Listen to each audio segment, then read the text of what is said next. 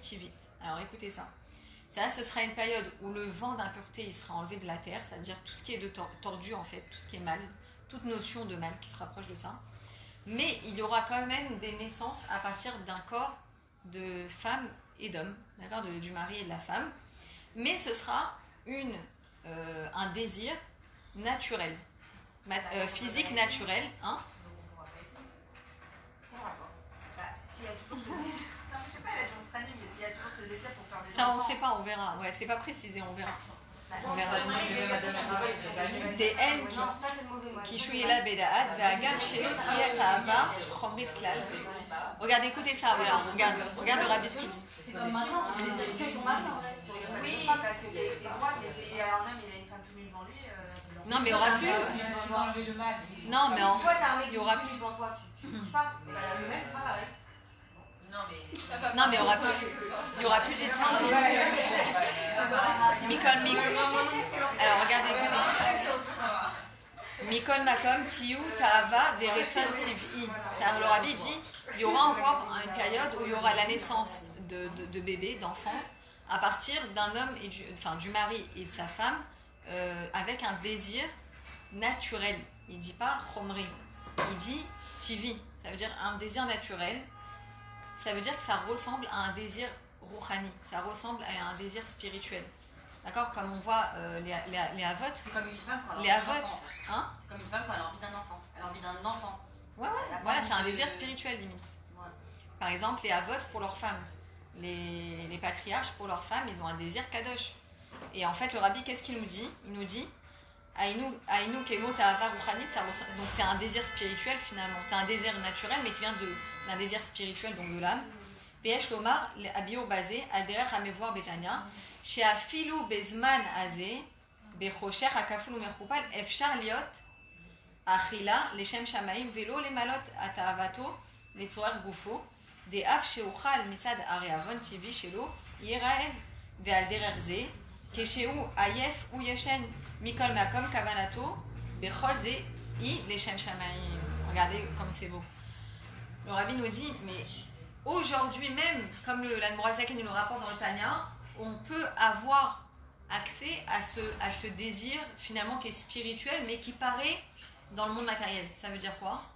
Un homme, et évidemment, et heureusement d'ailleurs, on a la Torah et les autres pour ça, j'ai envie de vous dire, pour nous cadrer, aujourd'hui c'est possible d'avoir ces pulsions, si on veut, naturelles, comme manger, boire, dormir, s'unir à son mari ou à sa femme, mais de manière complètement pure, kadosh, oui.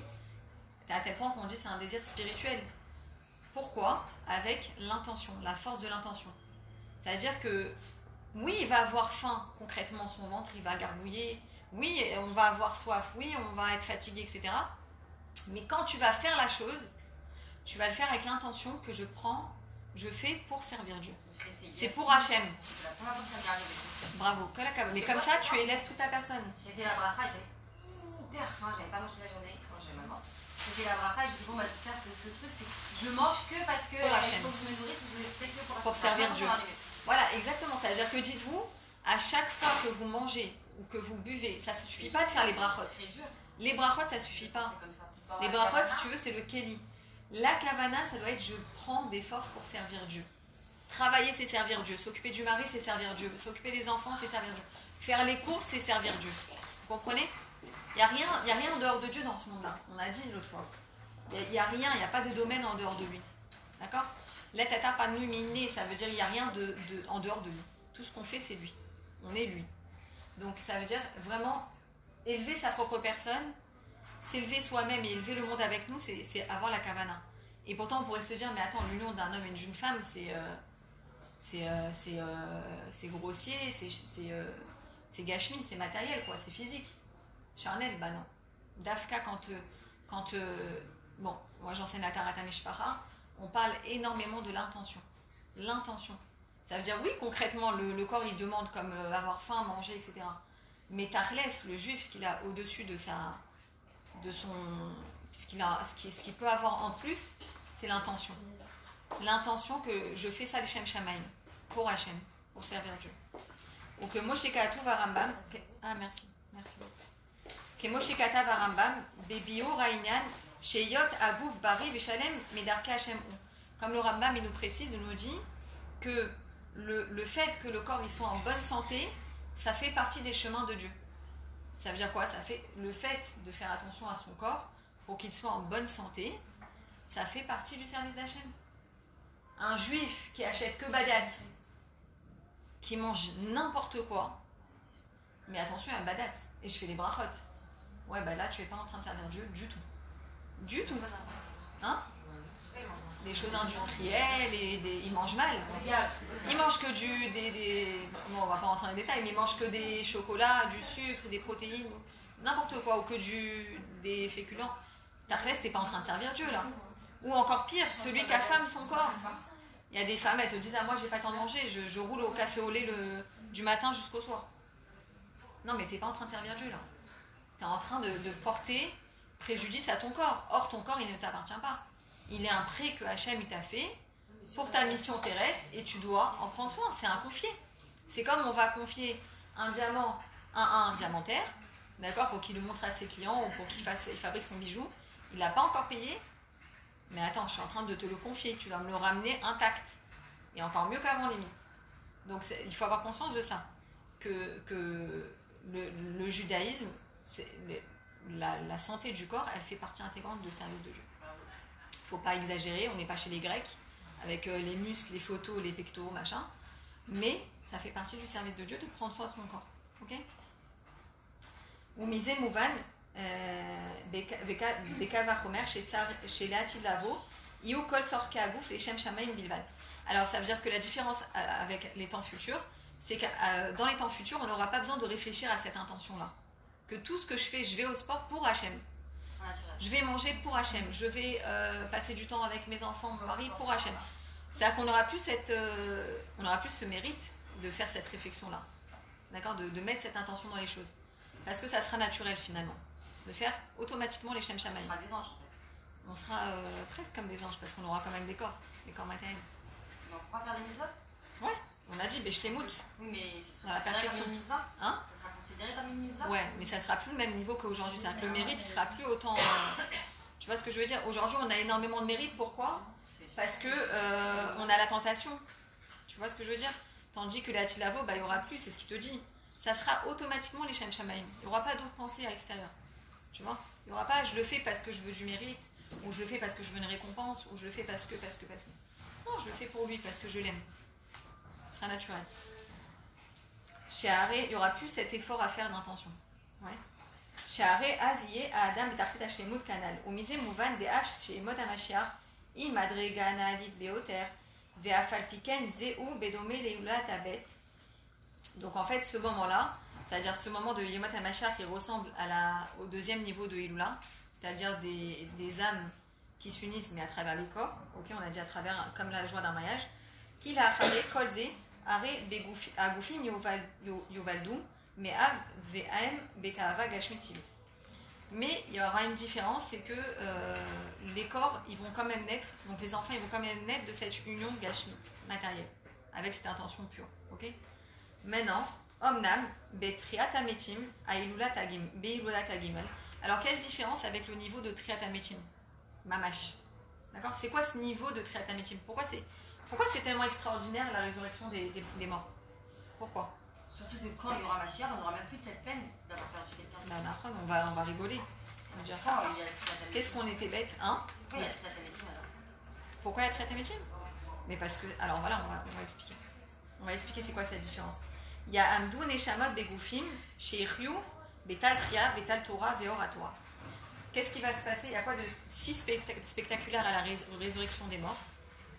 C'est que les corps et les âmes, elles vont revenir, enfin les âmes elles sont toujours là, hein, mais elles vont venir s'incarner dans des corps qui vont se lever et qui vont être reconstitués à partir de quoi? À partir de la rosée de la Torah et la lumière de la Torah. La Torah? De la Torah. La Torah. Ouais. Alors on va expliquer. Av shegam bizman akravata korbanot kemizat retzonecha beimot hamashiach amrou razal chez Moshe ve'Aaron iu imaem. Alors là le rabbi nous précise, il nous dit attends. Tout à l'heure on a dit qu'à Yemot hamashiach on va déjà faire les mitzvot beshlemut. Ça sera parfait parce qu'il n'y aura pas de Yetzerara, il n'y aura pas de kavana, d'intention autre que Dieu.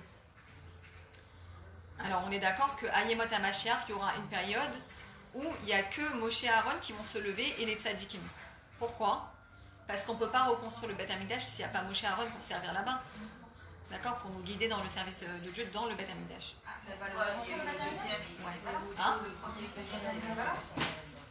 Non, mais c'est.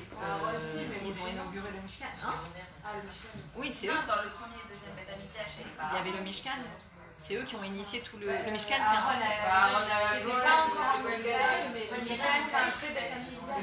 Aaron à Cohen, c'est le premier Cohen Gadol de l'histoire du peuple.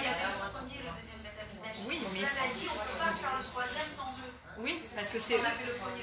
Oui, mais avant le premier et le deuxième en pierre, si tu veux, il y avait le Mishkan. Le Mishkan, c'est toute la Avoda du Beth Amikdash de manière concentrée. Donc on a besoin d'eux pour montrer le chemin. Comment faire, comment servir Dieu dans le Beth Amikdash. Mais justement, il y a comment ils étaient c'est pour ça qu'il y aura. C'est eux qui nous ont montré tout le travail.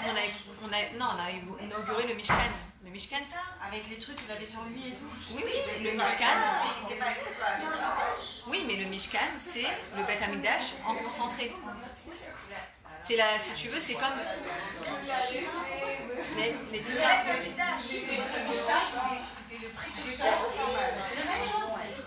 Je sais, mais c'est pour dire que j'ai pas compris pourquoi le premier Beth Amikdash le premier Beth Amikdash. Le premier c'est Mishkan. Non.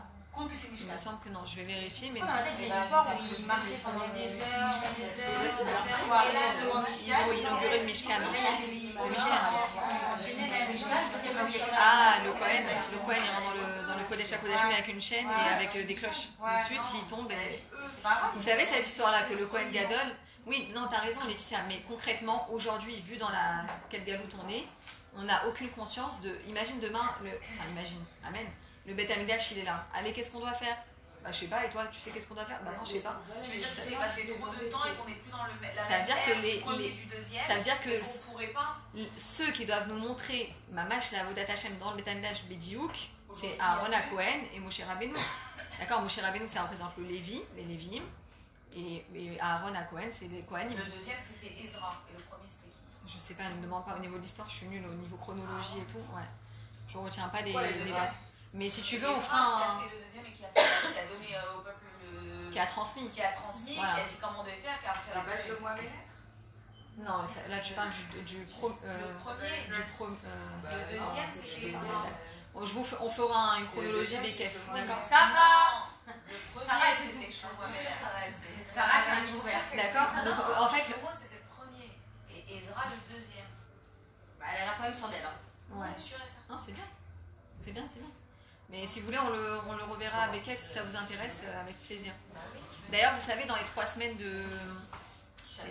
là, on doit étudier ça, toutes les halachot, c'est magnifique. Ah ouais, c'est trop bon. C'est des petites halachot, c'est magnifique. En gros, les premiers qui vont se lever à Kriyat HaMetim, c'est d'abord, il y aura une première période, il y aura Moshe, Aaron à Cohen, des tzadikim qui vont se lever pour nous guider. Comment servir Dieu Beshlemut, dans la perfection, donc avec le Beth Amikdash, d'accord? Vélo me'av ve'em gashmi'im. Alors attends. Voilà. Attends. Ouais, non, c'est ça. Ça veut dire qu'à un moment donné, finalement, qu'est-ce que c'est Kriyat HaMetim de si particulier? C'est que les corps, ils vont pas être fabriqués, si on veut, d'un homme et d'une femme matérielle. C'est terminé. Là, on a passé un autre shlav. Ok? C'est ça qui est extraordinaire. Le Kriyat HaMetim, c'est-à-dire que les corps, ils vont se relever et que ces corps-là, ils vont pas être fabriqués à partir d'une chair matérielle. Ils sont fabriqués. Ils sont pas fabriqués, c'est Dieu qui va les refaire à travers la rosée. T'as le Kriya. T'as le Kriya. Parce que là, derrière. Ça sera à partir du louz. Voilà, il arrive à ça. Ve'af, shenishar, minagouf, etzemalouz. Voilà, on voit que. Vous vous rappelez, on en a parlé. Qu'est-ce qui reste des corps?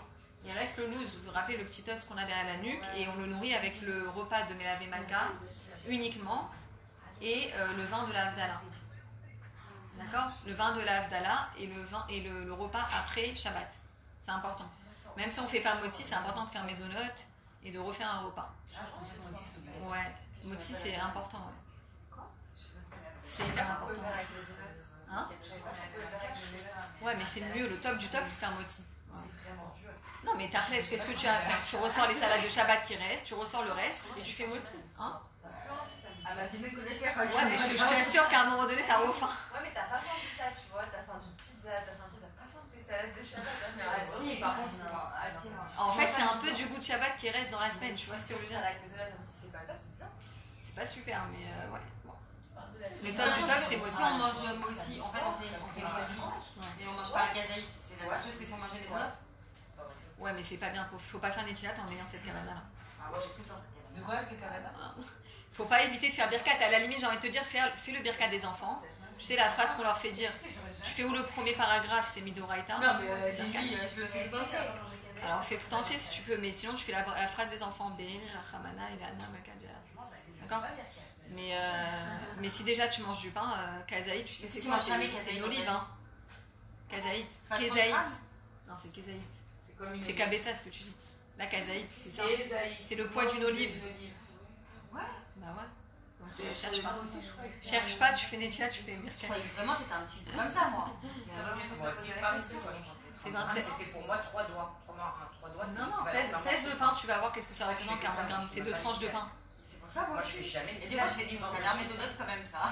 Alors, ma mère, elle me force à le faire, genre juste pour faire la bracha du moti. Ah ouais, donc en fait, tu fais birkat tout le temps. Bah ouais. De toute façon, moi, je mange kazaït, ça n'existe pas. Bah non. C'est pour ça que d'ailleurs, je vais te dire un truc, c'est que dès qu'on fait le moti, par exemple à table de Shabbat, nous les adultes, on doit être makpid de manger kazaït tout de suite. Parce que moi je mange que ça, tu vois, par exemple à la table de Ouais, mais il faut vraiment faire kazaït, ça veut dire manger pour concrétiser la bracha qu'on vient de faire en fait. Ça sert à quoi de faire le moti si on n'a pas mangé ce qu'il faut après le shiur? Tu vois ce que je veux dire? Oui, mais on peut rattraper ça avec une bracha, on peut bénir par exemple autre chose. Mais tu sais que la pizza Tu veux dire quoi, de à la mechia, genre à la place de Bah, voilà, birkat? par exemple. Si on n'a pas mangé ce qu'il faut? Ouais. C'est la séoudette de Par exemple, oui, il y en c'est a après possible. le petit douche, ils vont faire une bracha sur chaque truc. Les zones, ouais, bien Voilà. sûr. Donc on peut rattraper ça si on ne fait pas forcément moti. Oui, non, mais là, elle parle dans le cas où elle a fait Netchilat. Ah, d'accord. D'accord. Alors, on y va en avance. Alors là, vous avez compris, en fait, la résurrection, c'est quoi? C'est que les corps, ils vont être composés de Tal Torah et de, on a dit Tal Torah, Ve'or Torah. De la rosée de la Torah et de la lumière de la Torah, c'est avec ça que les corps, ils vont être composés. Ça sera des corps moufchat de toute la chomriout, en fait. Ils vont être, je sais pas comment vous dire, sublimés. Non, nous aussi, on va avoir une mise à jour, t'inquiète. On dit qu'Eref Aïn, ça vient d'un claquement de cils. Dieu, il va renouveler notre corps aussi. Il va le rendre comme ça. D'accord? Pour être au même niveau. Chez Natnou, Al Asdan, Veitril, Maké, Alaf, Vepati, je vais rouler, Vélo, Chasser, Ploum. D'accord? On sait que le loose, on a essayé de le détruire plusieurs fois. Rien à faire, il reste intact. Au Mikol, Makom, Aor, Veabassa, M, Minemala. Ça veut dire que ce qui sera extraordinaire, c'est que le corps, la peau et la chair, elles seront d'en haut.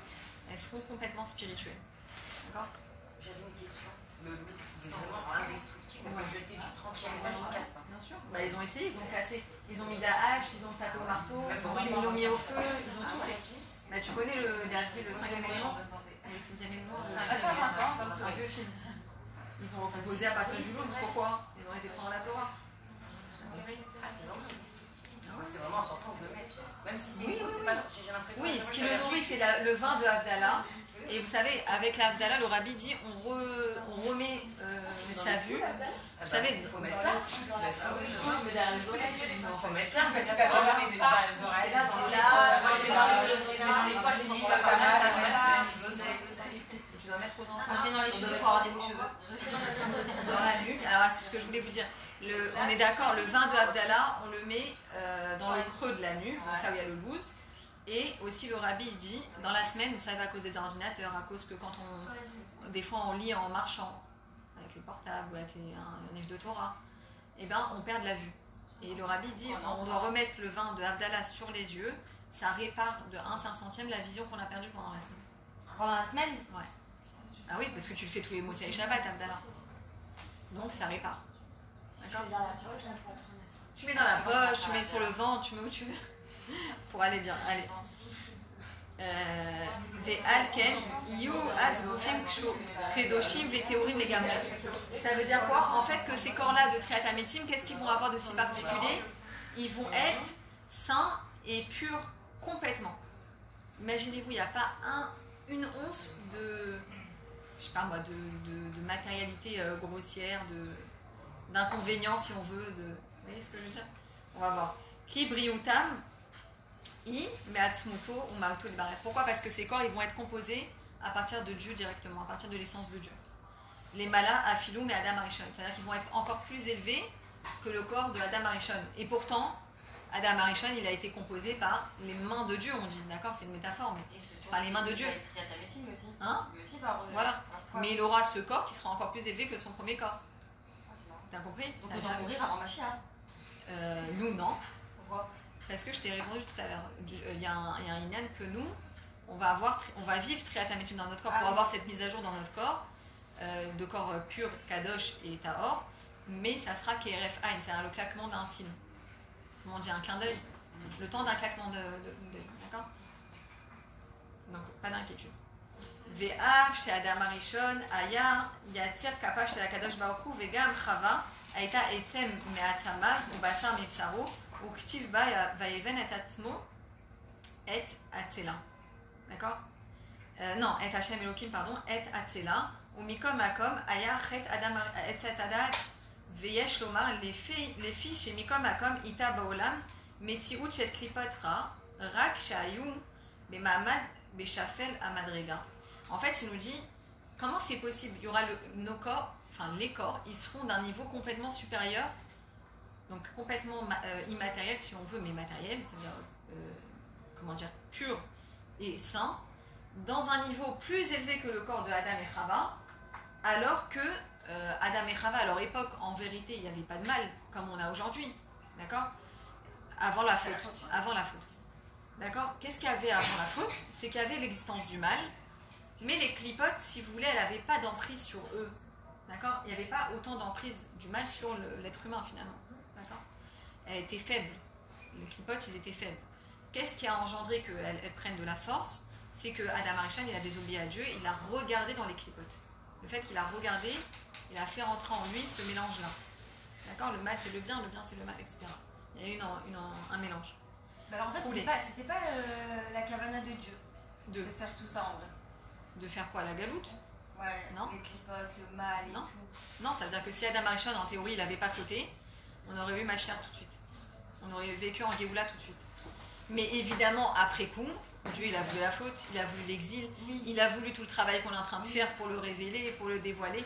Pourquoi? Parce que quelque part, il a voulu qu'on soit une part de cette mission, de cette création. Adam Arishon, il a été puni, il aurait dû être remercié en vrai. Ouais. Bah, en fait, c'est pas une punition. Quand on dit tu travailleras à la sueur de ton front, en fait, c'est par rapport au fait de garder sa dignité. C'est pas une punition. Ouais, mais la femme qui enfante à la sueur de sa douleur. Non, ça, il y a aussi un pied rouge. Ça aussi, il y a aussi une explication que c'est pas vrai. On n'est pas obligé de ressentir de douleur, on n'est pas obligé de rien. C'est pas une explication de la chassidoute en tout cas. La chassidoute, elle montre une autre vision. Si tu veux, je rechercherai, mais c'est pas du tout ce que la Torah veut nous dire. Tu sais, je vais te dire, la Torah, il y a le pshat, le sens simple, il y a la chassidoute qui arrive derrière et qui te trouve toujours quelque chose de beaucoup plus beau à dire. Valiédé, enfin pas beaucoup plus beau, mais beaucoup plus profond quoi. Valiédé chez Adam Arishon, Ibid Bemakom Aklipot, Yara Nimadregato Venirchal, Ma chez Enkel, la Tidavokti, Vet Awar, Hatoma Elvir Menarit. Donc on est d'accord que à cause du fait que Adam Arishon il a regardé dans les clipotes, il a donné plus de force aux clipotes et ça, lui s'est affaibli. Et on dit d'ailleurs qu'à l'époque, avant la faute d'Adam Arishon, on ne mangeait pas de viande. On était vegan. Pourquoi Adam Arishon il a été autorisé à consommer des animaux? Parce que vu que lui il a fauté et qu'il a fait fauter la création d'un niveau avec lui, à l'époque les animaux ils parlaient et on les comprenait. Mais à cause de Adam Arishon, enfin de la faute, tout a chuté d'un niveau. Ok? Manger, oui, on a été autorisé à partir de Adam Arishon à manger de la viande. Non, mais c'est pas parce qu'il parlait aux animaux. Oui, tu peux leur dire est-ce que je peux te manger? Il y en a qui ont bloqué, hein. Ouais, non, ils veulent, Dafka, ils veulent. Tu fais la bracha sur moi, je te laisse me manger. Ben oui, c'est ça. Mais il y a un dessin animé comme ça avec les caparottes. Il dit je veux faire les caparottes, je veux faire les caparottes. Et en fait, on ne sait pas. En fait, ces animaux-là, ils viennent pour qu'un juif, ils attendent peut-être des siècles pour qu'on fasse sauf la bracha sur lui, sur le poulet, ou qu'on fasse les caparottes sur lui. Vous comprenez? Ça veut dire c'est des neshamot qu'on libère en fait. Et vous savez, on dit, la halakha, elle nous précise que le Shabbat, il faut manger du poisson, parce que c'est les neshamot des tzadikim qui viennent dans le poisson pour qu'on les élève à nouveau, encore plus.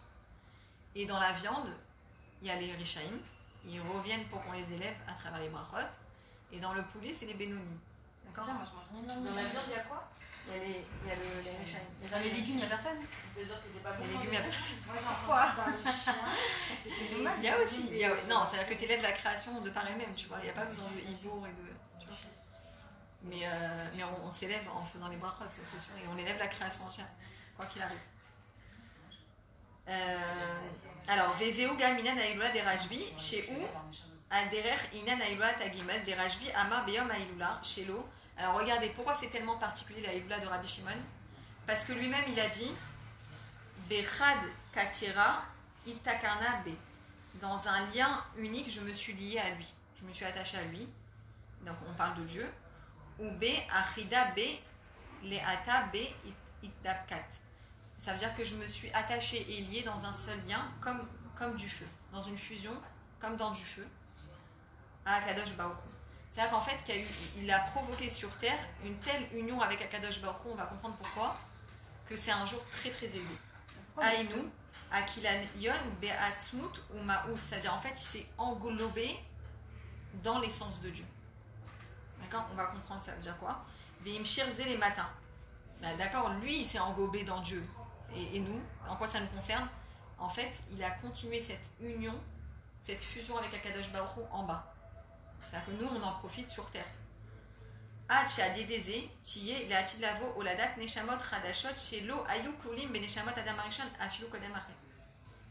à cette union qu'il a eue, cette élévation-là, il a provoqué le fait que quand il y aura Mashiach, il y aura des nouvelles âmes qui n'ont même pas existé, même pas dans le corps de Adam Rishon avant la faute. Grâce à l'élévation de Rabbi Shimon Bar Yochai, de cette fusion-là avec Hachem, il a créé des âmes nouvelles qui n'ont jamais existé. Lui-même, comme Dieu, il a fait. Plus, enfin, si on peut dire, il a provoqué la naissance d'âmes neuves, oui, qui n'étaient même pas inclus dans Adam Rishon avant la faute. D'accord? Parce qu'on dit que Adam Arishon, c'est une âme générale, c'est un corps général, d'accord, qui va donner naissance à toute l'humanité, à tout le Ham Israël, etc. Donc lui, il a créé des âmes qui n'étaient même pas dans le décompte. Voilà, t'as compris. Mais comment ça se fait? Comment ça se fait? Mais c'est de son élévation à lui. Que lui, de tous les tzadikim? Oui, ouais. C'est lui qui a ouvert cette porte extraordinaire de ces âmes qui vont venir à la Géoula, qui sont neuves de chez neuves. Ça veut dire, elles n'existaient même pas dans la pensée ou dans... Incroyable. Et qu'est-ce que ça fait sur nous aussi? On va voir. Vekayadoua shekol avodat adjemot amashiach ibeprinat ritsoni utatik ulatilavo idgale vinim utatik. Bon, ça on va pas rentrer dedans, mais en gros, tout notre travail jusqu'à Yemot Hamashiach, donc jusqu'à cette période, on dévoile la ritsoni utatik, d'accord. Donc c'est, si on veut, c'est le désir. On parlera si vous voulez, c'est l'inconscient. Dans l'inconscient, il y a le ritsoni utatik et pnimiotatik. L'atilavo, on va dévoiler le pnimiotatik. C'est le plaisir divin dans toute sa splendeur, d'accord. Là, je fonce, ça y est, il reste une phrase. Vezeu machaïloa des rajbi, isimcha gdola deoter, achega mi she'amar tfilat nacham, kol hashana eno tzarich lomro, belagma omer, pardon. Les filles, chez apeoula des lula, des rajbi, poelet les mala, arbe, mais apeoula des tfilat nacham. Alors, on dit, vous savez, il y a une phrase qu'on dit dans la tfila dans la Hamida, nachem. Cette fila-là, c'est on demande à Hachem qui nous libère dans la rachamim, dans la miséricorde. Et on dit, celui qui a l'habitude de dire cette fila toute l'année, il a l'interdiction de le dire pendant l'Akba Omer. Parce que c'est un moment de telle joie, de telle élévation, que tout est englobé dedans. Il n'y a pas besoin de demander à Dieu. Et à tel point, mon mari m'a dit, un sage, je ne me rappelle plus de son nom, qui n'a pas passé l'année parce que le jour de l'Akba Omer, il a dit cette fille-là quand même. Et on ne lui a pas pardonné, on lui a dit, jamais tu aurais dû dire cette fille-là. Parce que c'est un jour tellement d'élévation qu'on ne doit pas ni faire Tachanoun. Vous savez, tous les jours dans la Mida, on doit faire Tachanoun, etc. Ce jour-là, interdiction de faire Tachanoun, interdiction de faire Nachim. Parce que c'est tellement une élévation de par elle-même qu'il n'y a pas besoin de ça. Ve'inyan ze ou mi'yichud beyom ha'ilula shekol amal ha'adam she'amala nafsho bechayav mitgale az umeir lemala lemata ou poel yeshua bekrav haaretz. Pourquoi? Parce que ce jour-là particulier de la Hilula de Rabbi Shimon Bar Yochai, elle brille dans toute sa splendeur. Tout l'effort qu'il a fait dans sa vie, tout le travail d'élévation spirituelle, elle brille en bas et ça va dévoiler des Yeshuot. Ça va dévoiler sur terre des... comment on appelle des Yeshuot? Des délivrances même personnelles et des délivrances générales de tout l'âme Israël. Vous avez compris les filles, c'est un jour pourquoi le feu hyper particulier. Parce qu'il a dit, je me suis unie à Dieu comme dans un feu. Parce que le feu, ça... C'est la fusion, c'est l'union, c'est la flamme. Naturel qui provient de l'homme. Qui provient de l'homme. C'est-à-dire qu'il doit être déclenché par l'homme. Ouais, si tu veux, mais spirituellement, il a toujours existé. Le feu, rappelle-toi, le sné. Ça, c'est le feu de Dieu. Ça, c'est le seul feu de Dieu. Ça, c'est un feu qui a été provoqué par Dieu, complètement. Mais sinon, si tu veux, le feu, c'est un oui, le feu gâchis, si tu veux. Ouais. Le vent, tu dois pas l'allumer. L'eau, tu dois pas l'allumer. Pourquoi? Parce que le feu, ça représente, si tu veux, le Tania, il en parle. C'est la Neshama qui veut monter vers le haut, qui veut tout le temps, qui est en mouvement. Alors, pourquoi pas le vent? Parce que le feu, tu le regardes, tu peux plus t'arrêter de regarder. Tu vois ce que je veux dire? Ça te captive. La Torah dit à 3 choses qui nous captivent. C'est regarder un nouveau-né, la mer et le feu. Toute la soirée, hier, je pense à ça. Demain matin, il faut que je regarde toute la journée. C'est quelque chose. Et le feu, ça représente beaucoup la Neshama qui est attirée tout le temps vers le haut, qui veut s'élever, qui veut s'inclure en Dieu, en fait. Qui veut retourner à Dieu. Et là, il a dit, Rajbi, il a dit, je m'unis à Dieu dans un feu. Comment dans un feu? C'est-à-dire que si tu veux, le feu, le feu ardent, on dit. Quand il brûle tout. Donc c'est comme un amour éperdu, quoi. Un amour flamboyant, je sais pas comment dire. Un amour de feu, il consume tout. Consume et grandit. Donc vous avez compris les filles, c'est un jour tellement particulier que ça apporte des délivrances en bas sur la terre. Donc à partir de ce soir jusqu'à demain, il faut prier, il faut demander à Dieu, il faut aller dans la parade parce qu'il y a Rabbi Shimon Bar Yochai qui est avec nous. Il faut demander à Hachem les chouettes qu'on a besoin. Hein? Aïnou gam be'irvat haaretz ou kefi ou be'ofen galoui. C'est-à-dire que ça apporte des délivrances sur la terre de manière dévoilée. Ad sheraou kol amé haaretz chez Igdil ve'ifli Hachem lasot ba'aretz. C'est-à-dire qu'à tel point, c'est un jour très particulier. À tel point que les goïms, ils vont voir les actions de Dieu et les merveilles de Dieu sur la terre. Et en particulier sur la terre d'Israël. Les non-juifs, ils disent souvent, comment c'est possible d'un désert, c'est passé à une... Vous vous rendez compte, le pays, il a que 70 ans. À la regarder en France, si en 70 ans, qu'est-ce qu'ils avaient fait? On a beau se plaindre, mais en gros, on est ultra avancé. La high-tech dans le monde entier, ça vient d'Israël. Les applications, elles viennent d'Israël, les plus répandues. D'accord? On a une Kadmout